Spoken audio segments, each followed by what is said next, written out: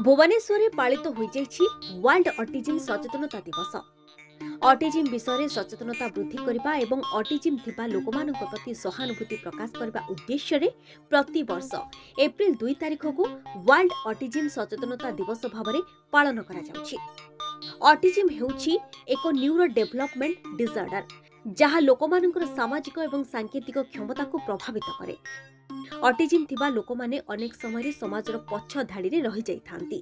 एई दिनटी तांको प्रति सहानुभूति प्रकाश करिबा एवं तांको अधिकार को समाज रे प्रतिष्ठा करिबा पई रोटरी क्लब, सनराइज क्लब एवं स्पार्क ड्रीम सहयोग रे स्थानीय बुद्ध मंदिर प्रक्षालय रे रिहाबस्केप पक्षरु पालित होई जाईछि Orchid 3.0 World Autism Awareness day.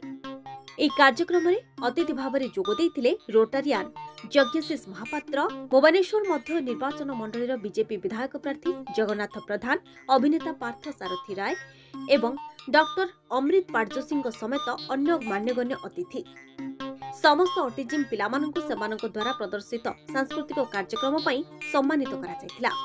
रिहाबस्केपर प्रतिष्ठाता doctor Krishnendu सुंदर साहू तत्वावधान में orchid world Autism Awareness day पालन हुई आसुछि। चलित वर्ष यह तृतीय संस्करण।